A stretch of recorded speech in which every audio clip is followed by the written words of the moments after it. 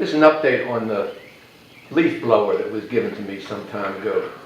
The guy that gave it to me told me that it would start and idle, but it won't accelerate. So I started taking a look at it yesterday. I checked the carburetor seemed okay, and the fuel lines are worn. One of the lines going from the primer bulb to the carburetor was broken. I replaced that. And I did start it up and run. It did have that symptom of idling and not accelerating particularly well. So I'm going to have to check the throttle linkage. I think that's the problem. This particular unit is not particularly conducive to maintenance work. This is the throttle arrangement. And there's a lever that you are supposed to push over here with this in idle to start it. It looks like this advances the throttle a little, and then when you move this to run, it kicks this off. That seems awfully complicated. So, and to check the linkage, you have to take this whole casing off. The other thing that is not, to me, a very good design feature, the exhaust comes right out the back, which is right where you're going to be standing when you're operating the blower. The cylinder is mounted inverted, and I found with inverted cylinders, they load up very quickly, and the spark plug gets fouled. In fact, when I was starting this, I removed the spark plug to check it, and it was very, very wet. So let me show you the one that I have, the difference between blowers.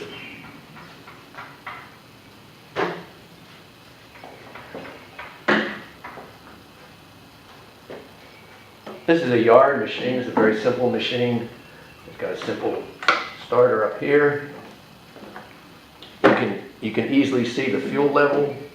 Very simple starting procedure.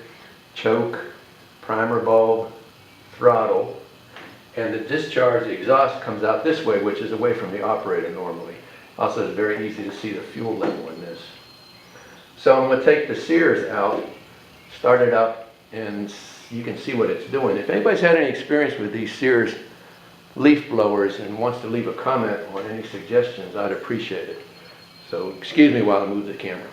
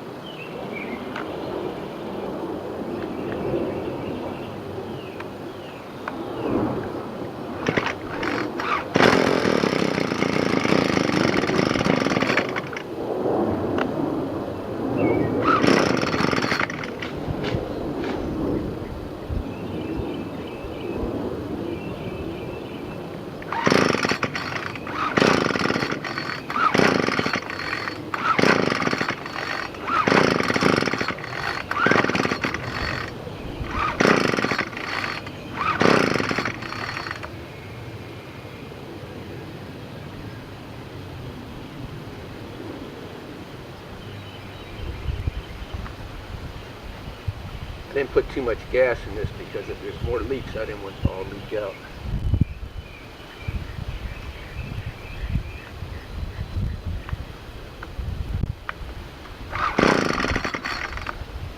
Let me turn it this way.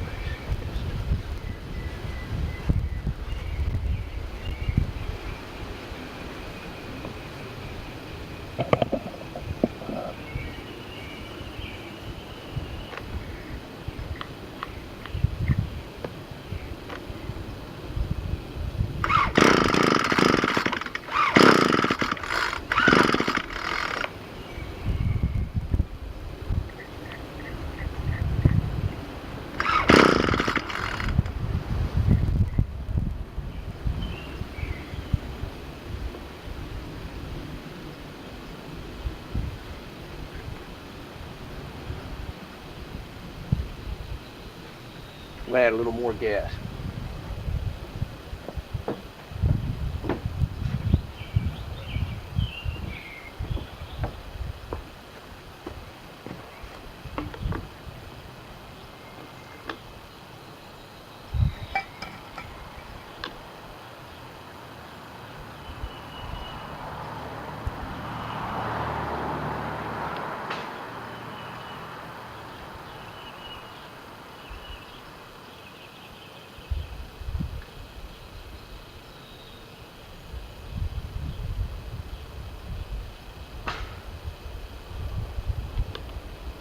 I put a coffee filter inside this funnel, and that tends to filter out any small particles that might be in your gas oil mix.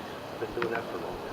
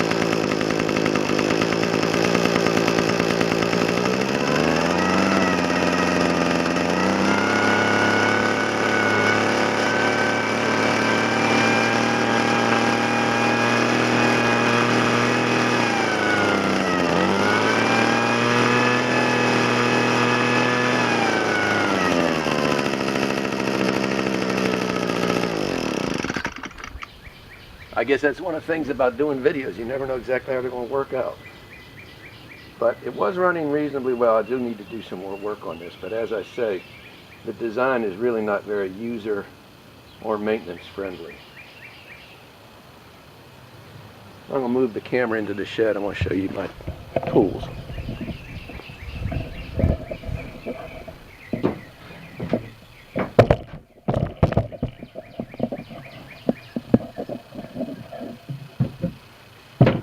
It's a very small shed. It's really just for storage. It's not big enough to really work in. But when I was working part-time in small engine repair at the equipment rental store, I accumulated most of these tools over a period of about probably 15 or 20 years. It's always good to buy good tools. They'll last a long time if you take care of them. I've got my sockets and my ratchets up on the top compartment. Got some pliers, deep well sockets. And let me see if you can see this. Not real well. This is a T27 Torx driver. If you work on still equipment, or at least when I worked on still equipment, T27 was a very popular fastener. This is a 1/4-inch drive T27. This is very handy. It's a flexible spark plug socket. This is good for getting into confined areas.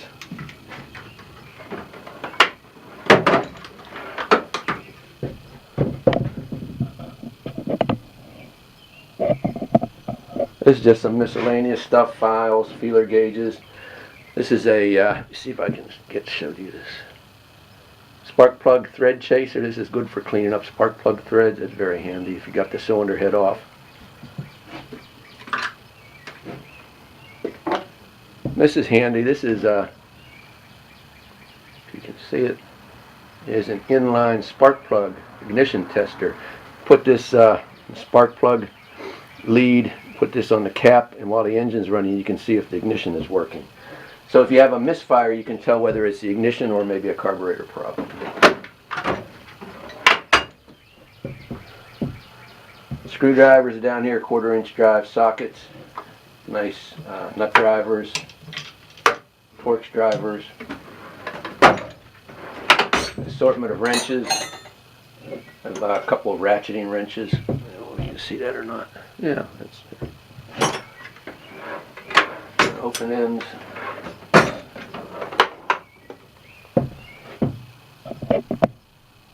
Next one is just an assortment of stuff. Got some screwdrivers, various vice grips. That's an air filter.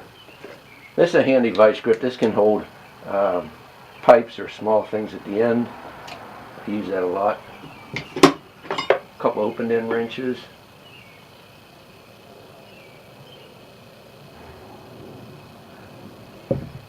This is one of the first open end wrench sets I bought. I engraved it when I got it. This is from 1989.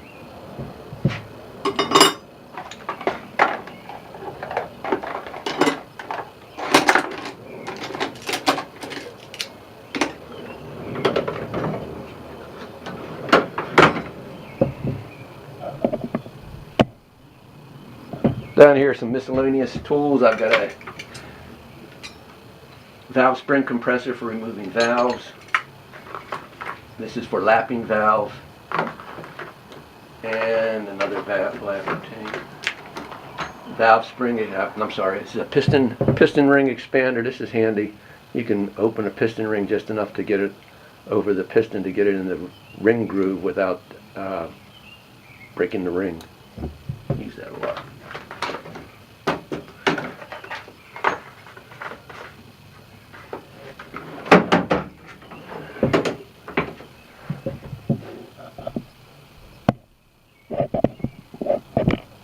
And down here some larger tools.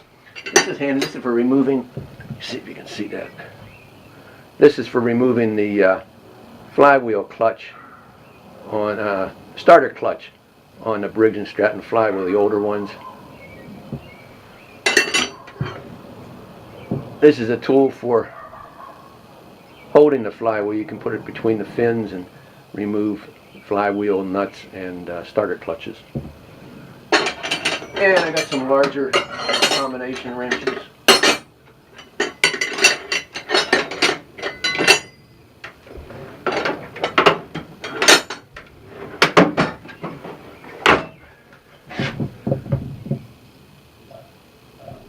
And bottom drawer is mostly, I got a couple of hammers, I got a hacksaw, got some impact sockets. This is a flywheel puller. And I got some Allen head wrenches. This seems odd, but this I used to use for, let me see if you can see that. Where is it? There it is. This is a cup I used to use when I was draining gas to look for contaminated gas, to look for water in the gas. You drain some out and the water would appear as bubbles in the gasoline.